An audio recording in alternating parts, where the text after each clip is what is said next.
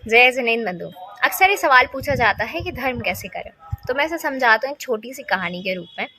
उसके बाद निर्णय होगा आपका। तो कहानी कुछ ऐसी है कि एक बार एक सेठ जी होते हैं, उन्हें वैराग्य आता है। सोचते हैं कि संसार की सारी झंझट को छोड़कर संन्यास ले लूँ।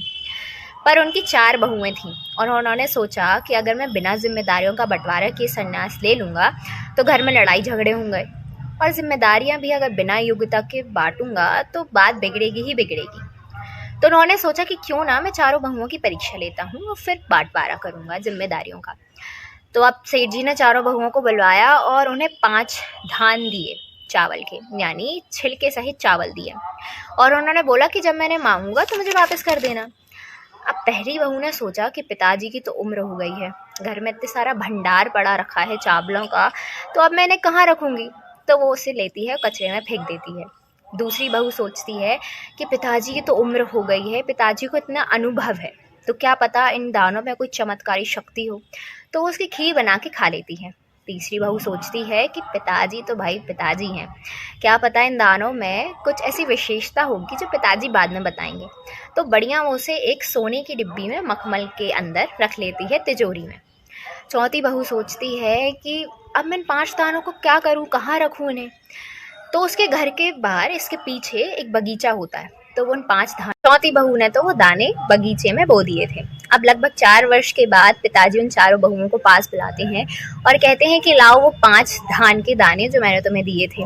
पहली बहू जाती है भंडार गृह और वहां से 5 दाने ले आती है। सेठ जी कहते हैं क्या ये वही दाने हैं जो मैंने तुम्हें दिए थे। तो वो कहती है कि नहीं पिताजी, मैंने उन्हें कचरे में फेंक दिया था क्योंकि मुझे लगा था कि आप मांगेंगे नहीं, आप भूल जाएंगे। तो वो उससे पहली बहू को साफ सफाई का काम दे देते हैं। अब सेठ जी दूसरी बहू को बुलाते हैं, तो वो भी भंडार गृह जाती है क्योंकि उसने तो खीर बना के खा लिए थे। तो पिताजी वही पूछते हैं कि क्या ये वही दाने हैं। तो वो कहती है कि नहीं पिताजी, मुझे लगा कोई चमत्कारी शक्ति होगी तो मैंने उन्हें खा लिया खीर बना के। तो पिताजी उसे रसोई का काम दे देते हैं। तीसरी बहू जिसने तो बड़ी खुश थी क्योंकि उसने तो मस्त संभाल के रखे थे मखमल के कपड़े में, लाके कहती है कि हाँ हाँ पिताजी ये वही दाने हैं। तो पिताजी ने उससे रीज़न पूछा, उसने बताया, तो पिताजी ने उसे संपत्ति का रख रखाव दे दिया काम। चौथी बहू से पूछते तो चौथी बहू कहती है कि पिताजी उसके लिए तो आपको 4-5 गाड़ी भेजनी पड़ेंगी। तो पिताजी कहते हैं 5 दानों के लिए 4 गाड़ी। तो कहती है कि नहीं नहीं पिताजी, अब वो 4-5 जो दाने थे ना वो 20-25 बोरियां बन गई हैं। तो इससे हम क्या सीखते हैं?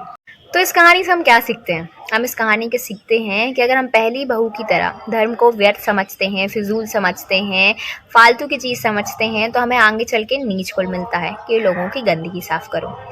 अगर हम धर्म को दूसरी बहू की तरह करते हैं तो हम कि जब मन में आया मंदिर चले गए, जब मन में आया नहीं गए, पूजन कर लिया, अभिषेक कर लिया, ये कोई परेशानी आ गई तो धर्म कर लिया, तो किसी उद्देश्य के साथ, तो हमें आगे चल के ऐसी गति मिलती है कि थोड़े भोजन की व्यवस्था हो जाती है, जैसे कि त्रयंच गति।